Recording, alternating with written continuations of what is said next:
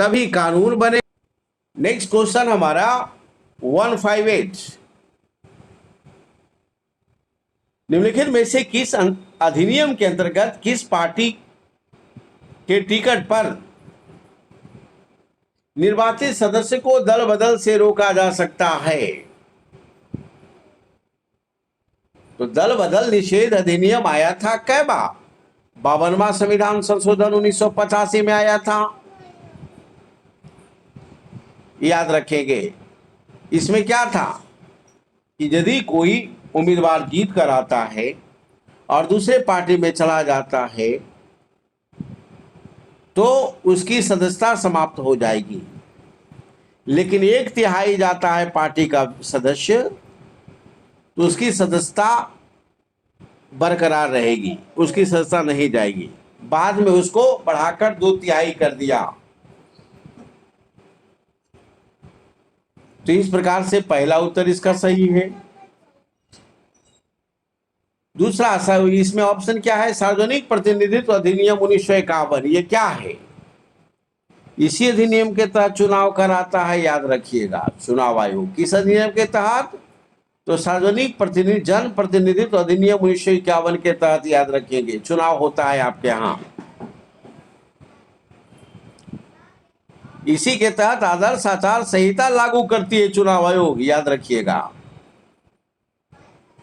राष्ट्रीय सुरक्षा अधिनियम क्या है? राष्ट्रीय सुरक्षा अधिनियम 1980 यह कहता है कि एनएसए जो है आपको किसी भी परिस्थिति में आपको 1 साल के लिए हिरासत में रख सकता है। आपको कह देगा कि इस आदमी का बाहर रहना समाज के लिए खतरा है, घातक है, तो साल भर आपको ऑलरेडी नजरबंद रख सकता है, अरेस्ट कर सकता है, क्योंकि आपके बाहर रहने से कानून व्यवस्था की स्थिति पैदा हो सकती है। तो यही राष्ट्रीय सुरक्षा अधिनियम है, याद रखना है, 1980। आंतरिक सुरक्षा रख रखाव अधिनियम 1971, ये ऑलरेडी इसके तहत इंटरनल सिक्योरिटी को बढ़ावा दिया जाता है। तो 158 का उत्तर हो गया ए। हला नहीं करें। चलो नेक्स्ट सवाल। नेक्स्ट सवाल हमारा है, भारतीय संविधान के किस अनुच्छेद में विभिन्न राज्यों से संबंधित विशिष्ट प्रावधान का उल्लेख है? पहला 369,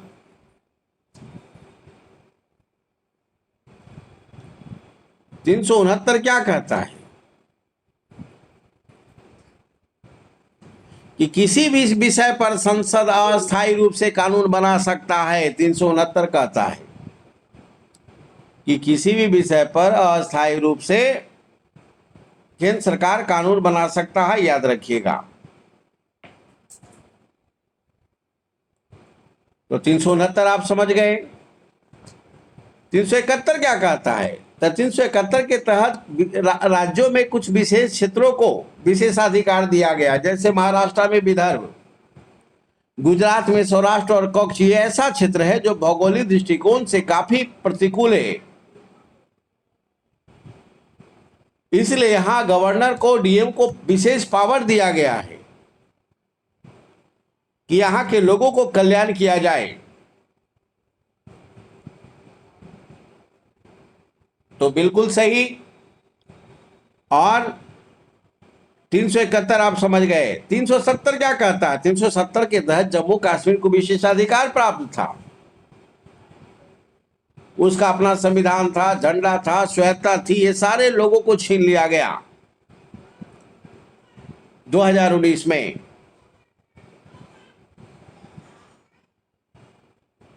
क्योंकि सरकार का कहना था कि अभी जो वर्तमान परिस्थिति है जम्मू कश्मीर का, उससे आतंकवाद, अलगाववाद को बढ़ावा मिलता है।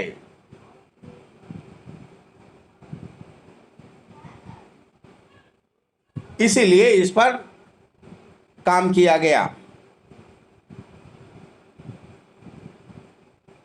और 2019 के बाद जम्मू कश्मीर वास्तव में भारत का अभिन्न अंग हो गया, क्योंकि भारत का झंडा वहां, भारत का संविधान वहां, स्वायत्तता समाप्त, ये सारे चीजों को कर दिया गया था, याद रखिएगा।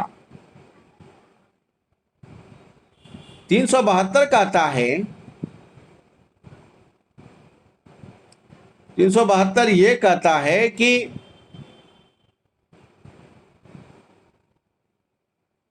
ये कहता है कि देश आजाद होने के बाद भी, मतलब 14-15 अगस्त 1947 के पहले कुछ कानून जो है,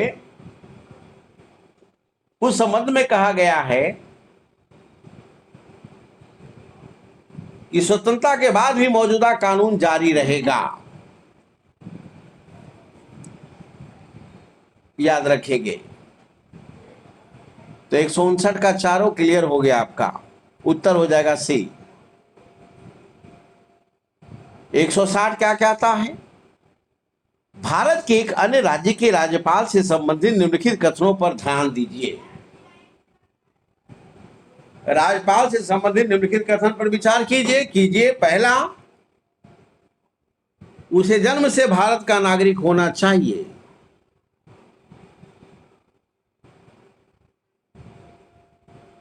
जन्म से भारत का नागरिक होना चाहिए।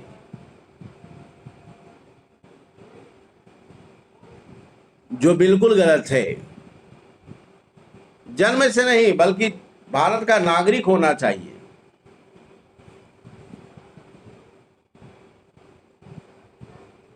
तो पहला तो गलत हो गया। उसकी आयु कम से कम 35 वर्ष होनी चाहिए। गवर्नर की आयु बिल्कुल सही है, 35 वर्ष बिल्कुल सही है। तीसरा, उसमें लोकसभा का सदस्य होने की योग्यता होनी चाहिए। काहे को? लोकसभा सदस्य क्यों होगा राज्यपाल, और योग्यता वैसा क्यों होना चाहिए?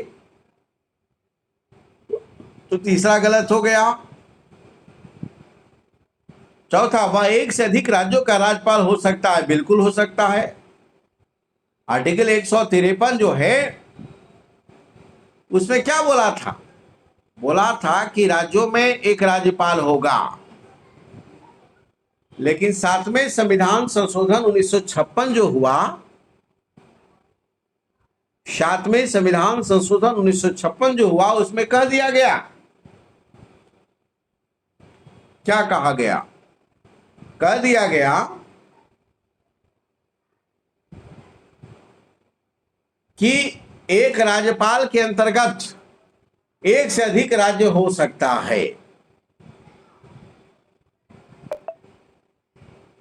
याद रखिएगा। तो ऑलरेडी ऐसा भी कहा गया है। कैवा संविधान संशोधन में? 7वां संविधान संशोधन 1956। तो उत्तर क्या हो जाएगा? 2 और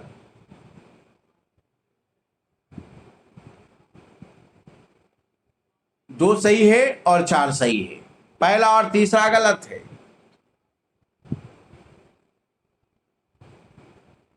दो और 4 सही है। अतुल कुमार। सर क्या पॉलिटी चल रहा है sir? Question number 163। Sir polity चल रहा है। 163 कहता है,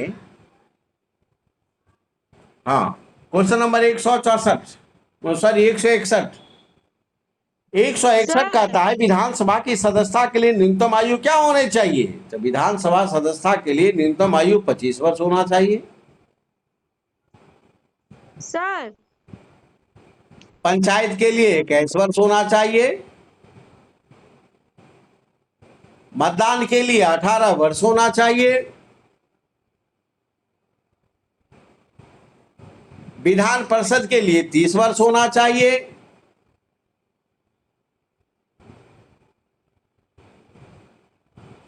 याद रखना है।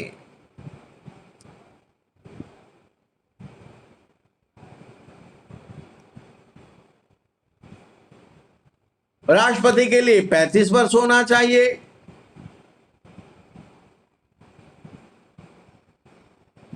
चलो, तो क्लियर हो गया। अगला सवाल 62। भारतीय संविधान के अनुसार राज्यों को विधायिका में सम्मिलित है। राज्य का विधायिका भारतीय संविधान अनुच्छेद 168 कहता है कि राज्य के विधायिका के 3 अंग, राज्य के विधानमंडल के 3 अंग,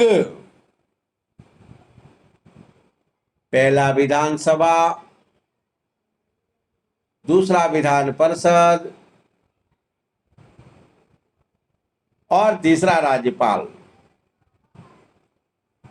विधानमंडल में ये तीनों शामिल होगा, याद रखिएगा।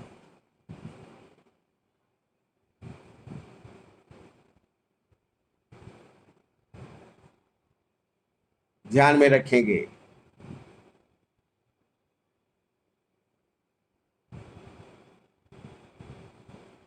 तो राज्य विधायिका में क्या होगा? विधानसभा, विधान परिषद, राज्यपाल, गलत।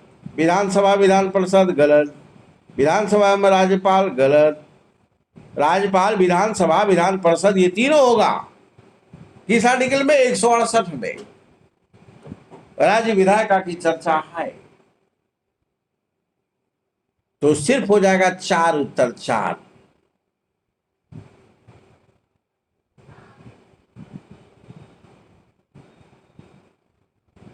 चलिए, तो ये क्लियर हो गया। आवाज जा रही है लोगों के पास? हाँ सर। आवाज पहुंच रही है लोगों के पास? Yes sir. Yes sir. आवाज आ रही है जी? अरे यस सर, यस सर, आ रहा है सर। हाँ, चलो ठीक है, बहुत बढ़िया। तो आगे चलते हम। 1-2 मिनट में बंद हो जाएगा, फिर से आप लोग जुड़ जाइएगा। 40 मिनट का सेशन होता है।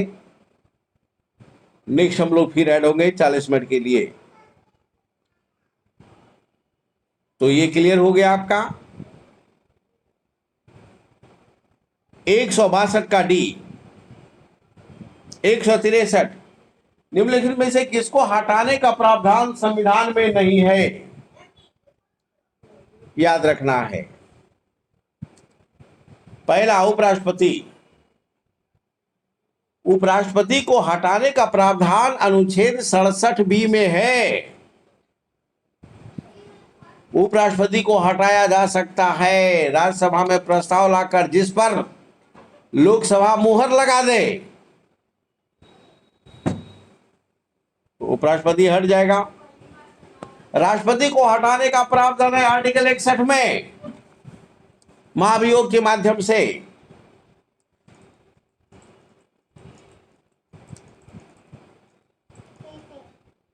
गवर्नर को आर्टिकल 155-56 के तहत नियुक्ति और हटाने का प्रावधान है।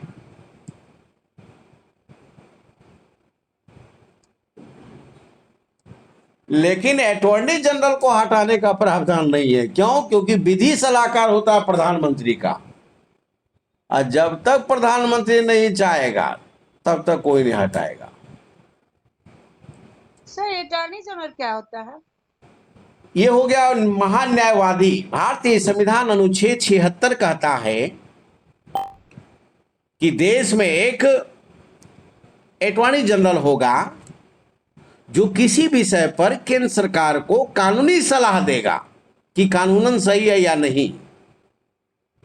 अटॉर्नी जनरल होता है। और इसी तरह राज्य में होता है आर्टिकल 165 के तहत मुख्यमंत्री को कानूनी सलाह देने के लिए, उसका नाम महाधिवक्ता है, एडवोकेट जनरल। आर्टिकल 165।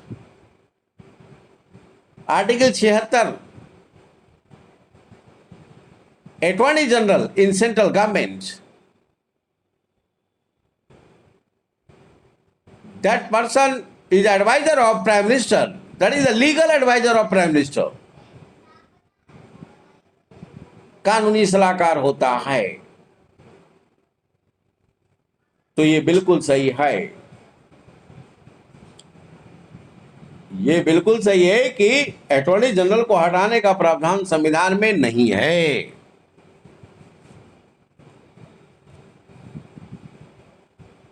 तो 163 का डी हो गया।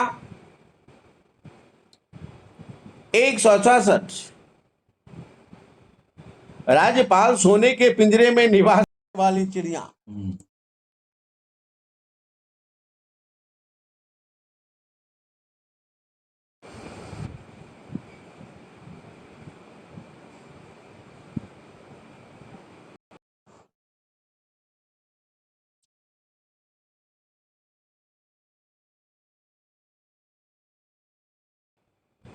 अगला सवाल कहता है कि सूची 1 2 मिलाइए, मिला लीजिए। आर्टिकल 14 कहता है क्या? तो समानता का अधिकार, विधि के समक्ष, कानून के समक्ष समानता का अधिकार। आर्टिकल 36 कहता है नीति निर्देशक तत्व 36 से 51 तक है ये। 74 क्या कहता है? 74 मंत्री परिषद की चर्चा करता है कि राष्ट्रपति की सलाह के लिए केंद्र में एक मंत्री परिषद होगा जिसका मुखिया प्रधानमंत्री होगा, जिसकी नियुक्ति आर्टिकल 75 के तहत विधानसभा के, लोकसभा के बहुमत दल के नेता को राष्ट्रपति प्रधानमंत्री के रूप में चुनेगा। तो 74 क्लियर हो गया। 368 यदि संविधान में किसी प्रकार का कोई संशोधन करना पड़े तो किस आर्टिकल के तहत करेंगे? 368 के तहत, याद रखिएगा। तो ये बिल्कुल सही है, उत्तर हो जाएगा डी। 166 का उत्तर हो जाएगा डी, याद रखिएगा। एक पेज ले लो तुम और लिखो जो मैं बोल रहा हूं, समझना नहीं कुछ ही करता है। चलिए अगला सवाल। तो ये क्लियर हो गया 165 का डी। पानी लेते हो, छोड़ो पानी। तो क्लियर। अगला सवाल 167। 167 कहता है निम्नलिखित में से किस संविधान सभा द्वारा लोकसभा में राज्यों के प्रतिनिधित्व की अधिकतम संख्या 500 से बढ़ाकर 525 कर दिया गया और किन शासित प्रदेशों के लिए अधिकतम 25 से घटाकर 20 कर दिया गया? तो ये जो फेरबदल है 31वें संविधान संशोधन में किया गया था 1973 में। 31वें संविधान संशोधन 1973 यूपीएससी का बड़ा फेमस क्वेश्चन है ये। 35वां संविधान संशोधन क्या है? 35वां संविधान संशोधन तक हमने बताया आपको। कौन बताएगा जी? सिक्किम शाह राज्य का दर्जा। हाँ, सिक्किम राज्य से रिलेटेड है। क्या है, क्या है सिक्किम राज्य से? सिक्किम को शाह राज्य का दर्जा दिया गया था पहले 1975 के तहत। ना, 35वें संविधान संशोधन के तहत सिक्किम को सहयोगी राज्य का दर्जा दिया गया था, मिलाया नहीं गया था, याद रखिएगा। तो वही तो, दोनों अंतर है साहब, शाह राज्य, दोनों अंतर है, याद रखिएगा। 1974 में। हाँ शाह राज्य तो वही तो बोल रहे हैं। हाँ, तो सहयोगी राज्य याद रखिएगा। और 36वें संविधान संशोधन के द्वारा 36वें संविधान संशोधन के द्वारा ऑलरेडी इसको राज्य के रूप में मान्यता प्रदान किया गया।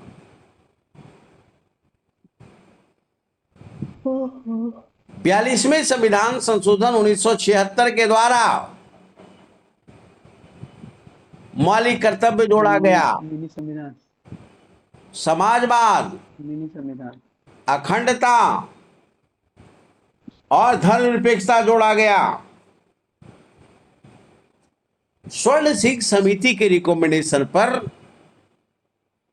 जबरदस्त संशोधन किया गया संविधान में, इसीलिए इसे मिनी संविधान कहा जाता है। और राष्ट्रपति को भी पावर को बाध्य किया गया था उसी में ना। हाँ, बिल्कुल बिल्कुल, इसलिए मिनी संविधान कहा जाता है।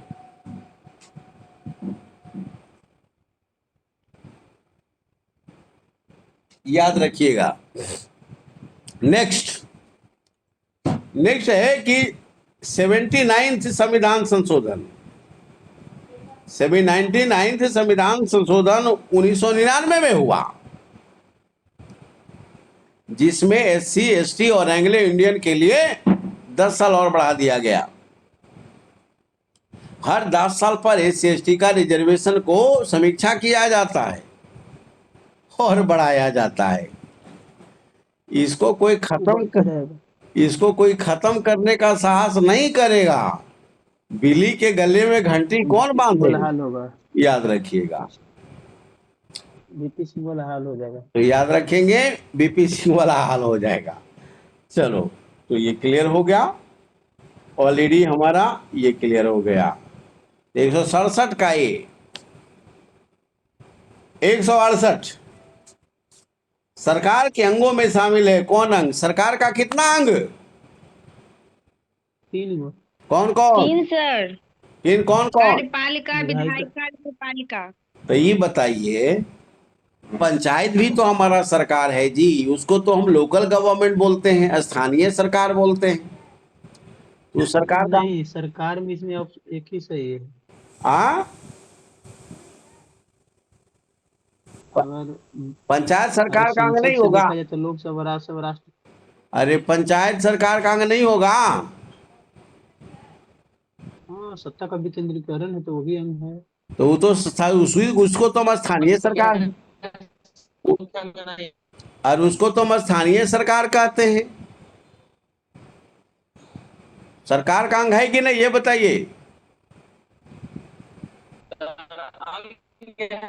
लेकिन मुख्य अंग नहीं। हाँ, सरकार का 3 ही अंग है, याद रखिएगा। विधायिका, कार्यपालिका, न्यायपालिका। ग्राम पंचायत डेमोक्रेसी को डेवलपमेंट के लिए, मैच्योरिटी के लिए एक अवसर प्रदान किया गया है।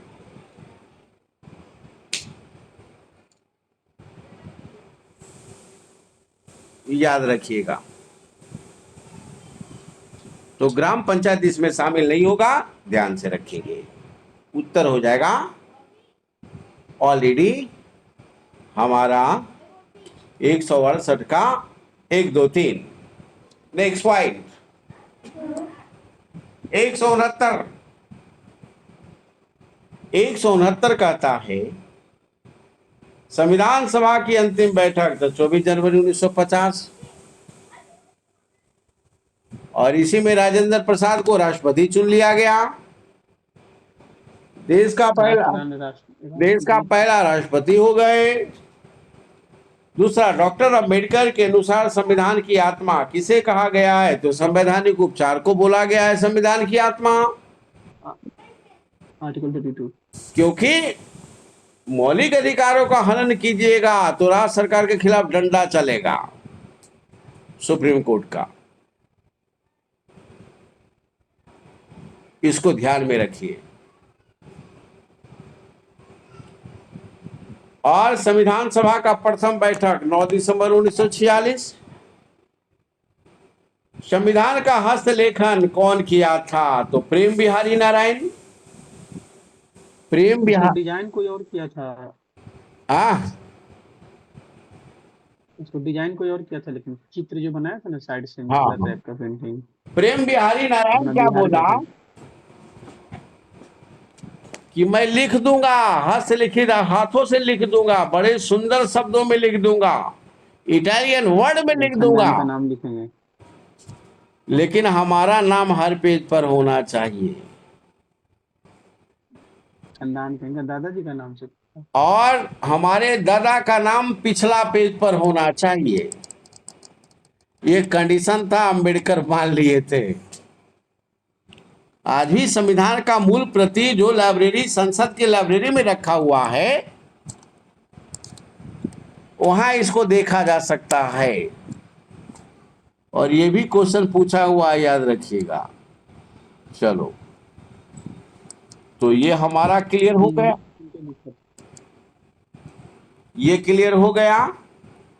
और मिला लीजिए तो ए का 1, बी का 4, सी का 3 और डी का 2। उत्तर हो जाएगा बी। बताएं, इसको डिजाइन कौन किया था? जो पेज पर तो लिखे तो साइड साइड से जो डिजाइनिंग था, उसको डिजाइनिंग कौन किया था? ये तो रास पूछता बिहारी है। बॉस थे सर क्या? नो, वो तो लिखा था, कुछ साउथ इंडियन थे। कोई लाल करके नाम था, हाँ, कोई लाल करके नाम था चलिए क्वेश्चन नंबर 170। नाम।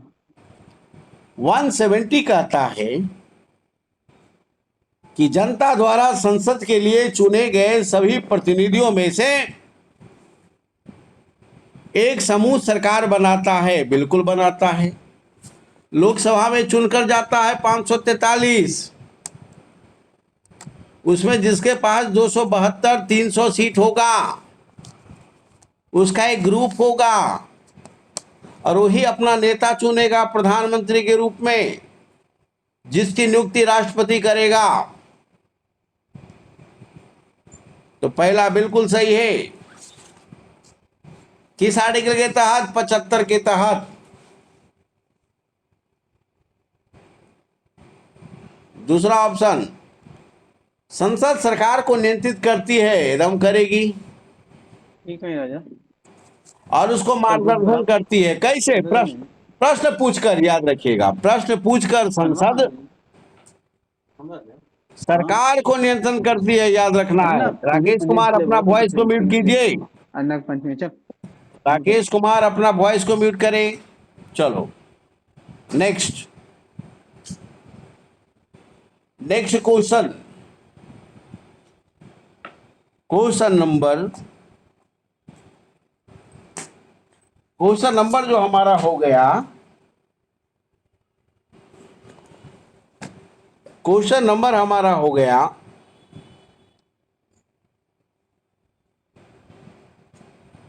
171। 170 का हो जाएगा सी।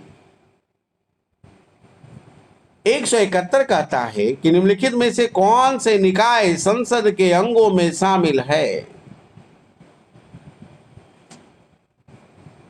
पहला लोकसभा, दूसरा राज्यसभा और तीसरा राष्ट्रपति। ये तीनों संसद का अंग है और ये किस संविधान अनुच्छेद में है? सर आपका आवाज नहीं आ रहा है। सरल 79 में संसद, 80 में राज्यसभा, 81 में लोकसभा। हाँ, तो 79 में। आवाज आ रही है? जी, सरल सरल ट्रिक है इसका। हाँ चलिए, ठीक है। नेक्स्ट सवाल है हमारा, नेक्स्ट सवाल हमारा 171। 171 का उत्तर हो जाएगा बी।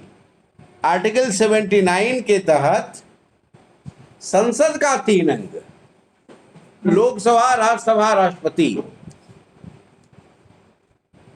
ठीक उसी तरह जैसे आर्टिकल 168 के तहत विधानसभा, विधान परिषद और राज्यपाल।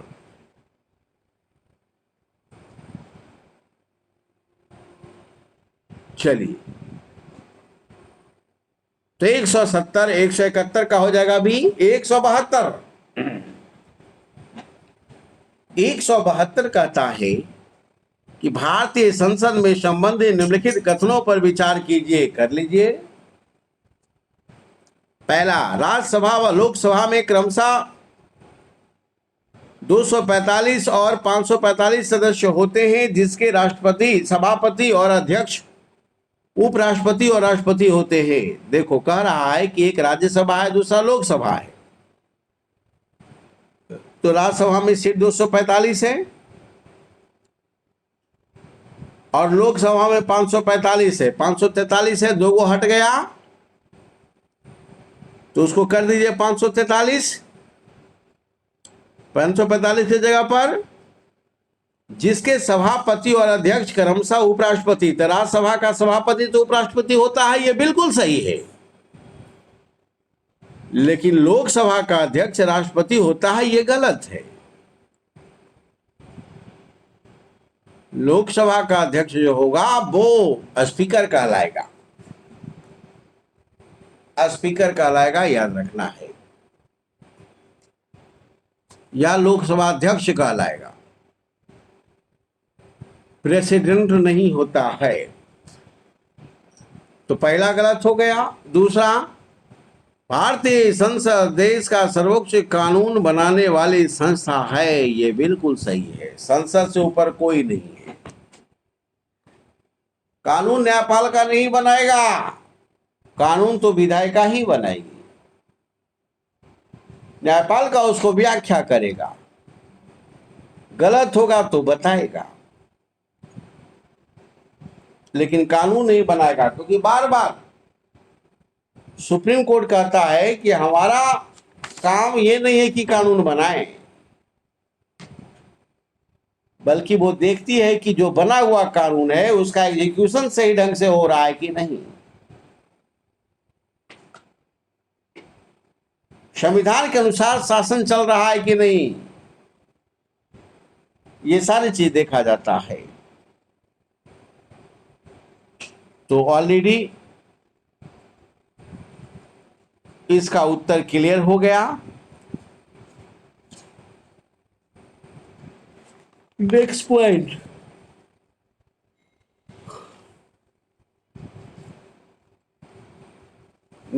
हमारा है भारतीय संसद देश का सर्वोच्च कानून है। तो बिल्कुल सही है, तो इसका उत्तर केवल 2 हो जाएगा, पहला गलत है। 173, घरेलू हिंसा से संबंधित निम्नलिखित में से कौन सा कथन सत्य है? पहला, भारत में घरेलू हिंसा कानून 2005 में आया था, बिल्कुल आया था। जितना महिलाएं लोग हैं ध्यान से सुनिएगा, जो भी फीमेल सेक्शन है वो ध्यान से सुनेंगे और मेल सेक्शन भी सुनेंगे।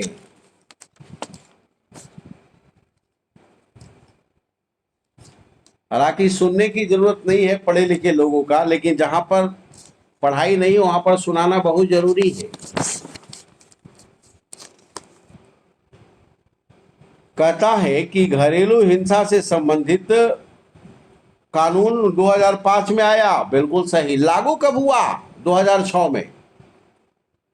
आया 5 में, लागू हुआ 2006 में, याद रखिएगा। मनरेगा आया 5 में, लागू हुआ 6 में, याद रखेंगे।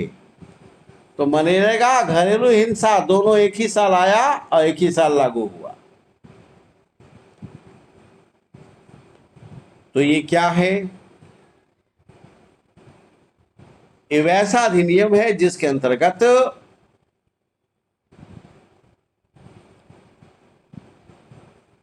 महिलाओं को यदि पुरुषों द्वारा घर में मारपीट की जाती है तो सरकार की तरफ से उसको संरक्षण प्राप्त है, तुरंत एकदम एक्शन लिया जाएगा। जहां पर एजुकेशन नहीं है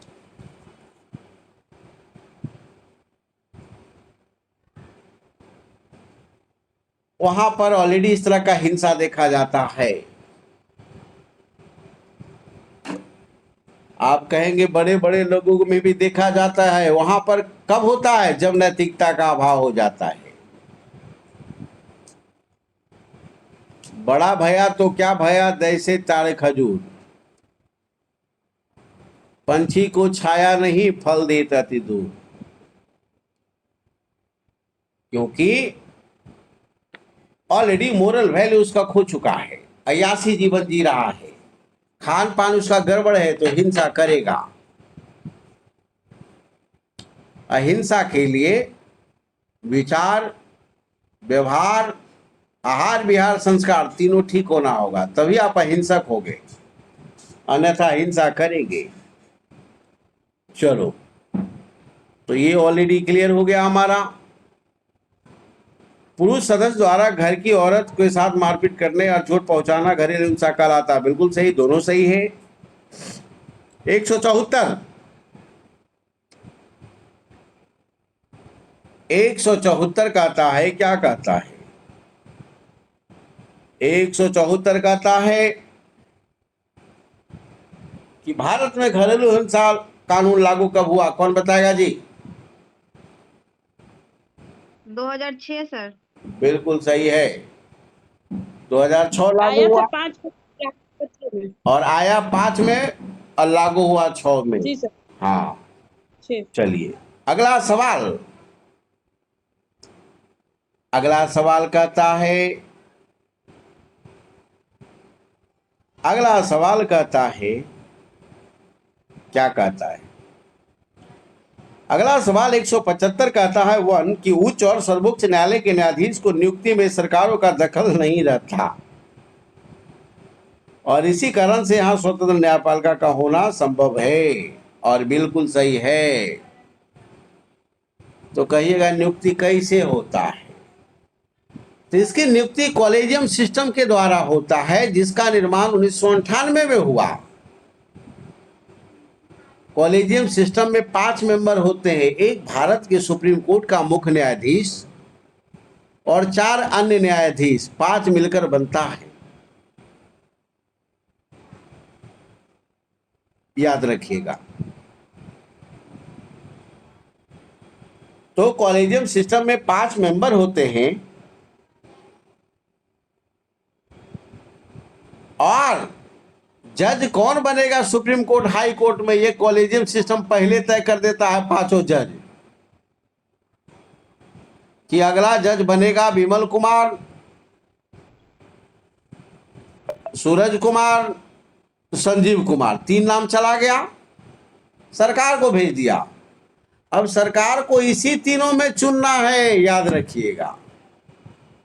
यदि 2 गो चुना, एगो रिजेक्ट कर दिया सरकार, और उस एक नाम को यदि दोबारा कॉलेजियम सिस्टम भेज दिया तो सरकार उसको चुनने के लिए बाध्य है। तो सरकार को नहीं चलती है, कोर्ट को चलती है, याद रखिएगा। चलो, तो इस प्रकार से ऑलरेडी कॉलेजियम सिस्टम आप समझ गए और भारतीय संविधान अनुच्छेद 124(4) और 217 के तहत हाईकोर्ट में जजों का नियुक्ति और ट्रांसफर का उल्लेख है, याद रखिएगा। नियुक्ति भी होगी, ट्रांसफर भी होगा, कॉलेजियम सिस्टम के रिकमेंडेशन पर, याद रखेंगे।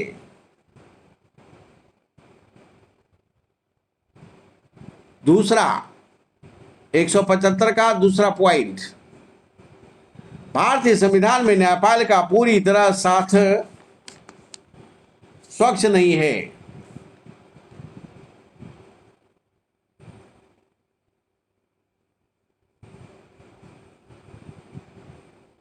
भारतीय संविधान में न्यायपालिका पूरी तरह स्वतंत्र नहीं है, सरकार उस पर नियंत्रण लगाती है, गलत बात है। भारतीय न्यायपालिका सरकार से पूरी तरह स्वतंत्र है, सरकार उस पर नहीं नियंत्रण लगा सकती है। इसलिए स्वतंत्र न्यायपालिका हमारा मौलिक ढांचा है, जिसे हम परिवर्तन नहीं कर सकते। मिस्टर प्राइम मिनिस्टर मोदी के द्वारा प्रयास किया गया कि एक आयोग होना चाहिए, आयोग तय करे कौन जज होगा, इसका गठन सरकार करेगी। सुप्रीम कोर्ट बोला कि तुम लोग का जो आचरण है, इसे देखकर नहीं लगता है कि कोई भी जज ईमानदार आएगा, सब फुआ, चाचा, भगना और भतीजा सबको भेज देगा और इसके माध्यम से अपने पक्ष में निर्णय ले लेगा। यह हम नहीं होने देंगे। न्यायपालिका कहती हम नहीं हो। इसी के लिए मिस्टर मोदी ने 2014 में एनजेसी लाया, जिसको सुप्रीम कोर्ट खारिज कर दिया। एनजेसी मतलब नेशनल जुडिशियल अपॉइंटमेंट कमिटी।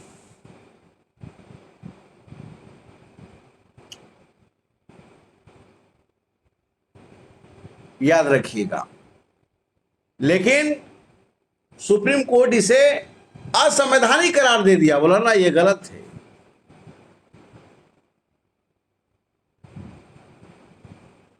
तो समझ सकते हैं आप कि पावर कहां है। तो पहला सही है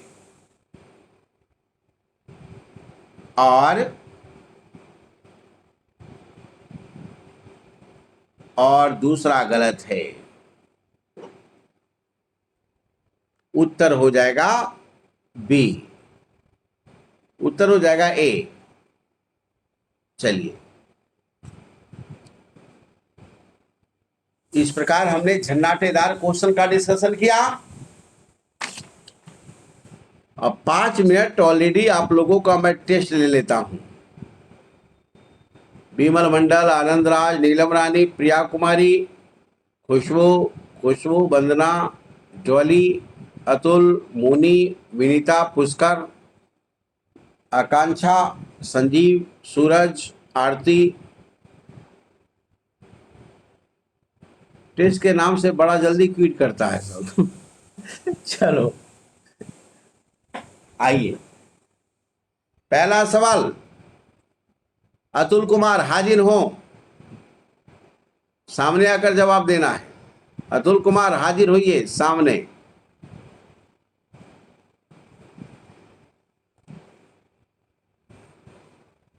मोनी कुमारी हाजिर हो।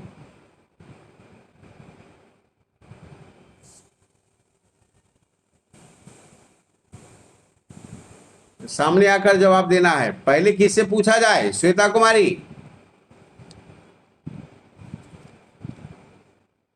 Yes sir. हाजिर हो।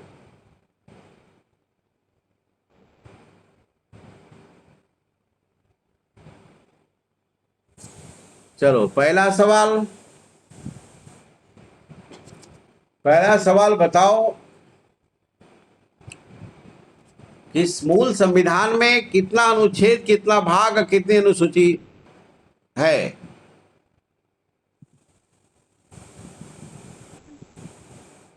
बोलने का ऑप्शन है ना? हाँ बोलिए बोलिए। सर क्या बोले? हाँ, कितना अनुच्छेद, कितना भाग, कितना अनुसूची?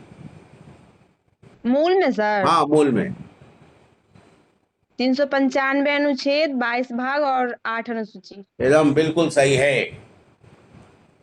चलो अगला सवाल। वंदना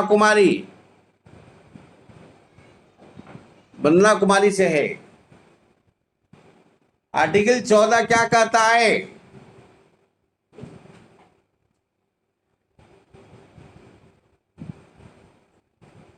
समानता का अधिकार। हाँ बहुत बढ़िया, बिल्कुल कानून के समझ समानता का अधिकार है।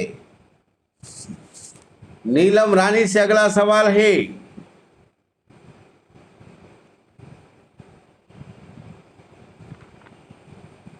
पंचायतों का गठन का संबंध किस आर्टिकल से है?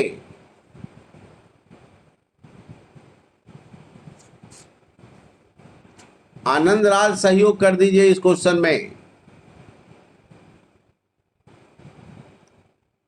भी नहीं याद आ रहा सर। आर्टिकल 40 कहता है, 40 और 243 याद रखेंगे। ये सारे पंचायतों को कड़कड़ा देना है। अतुल कुमार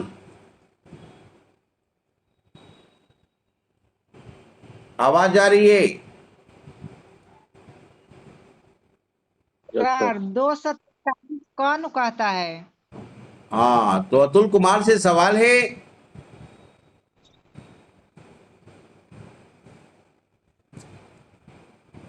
कि भारत के राष्ट्रपति को शपथ कौन दिलाता है?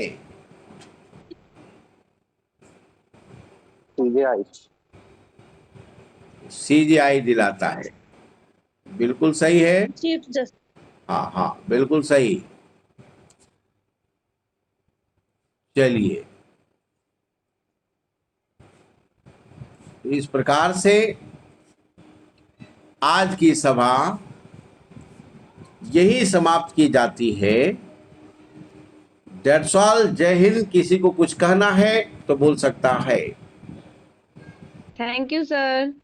Okay, well done. That's all. Sir ये वाली क्वेश्चन पूरा पीडीएफ भेजने के लिए सर। आपके पास है? अभी भी मैं भेजा हूं कल परसों आपको। वो पिछले जो पॉलिटी का है वही है सर। वही है, वही है, वही है। क्वेश्चन नंबर 151 से है ना। चलिए, बहुत बढ़िया। That's all. सबके पास पीडीएफ पहुंचा हुआ है? किसी के पास पीडीएफ नहीं है तो बताओ। पहुंचा हुआ है। चलिए, ठीक है। पीडीएफ है सर। ओके ओके, मिल गया ना। That's all. जय हिंद। सर हाँ, बोलिए बोलिए।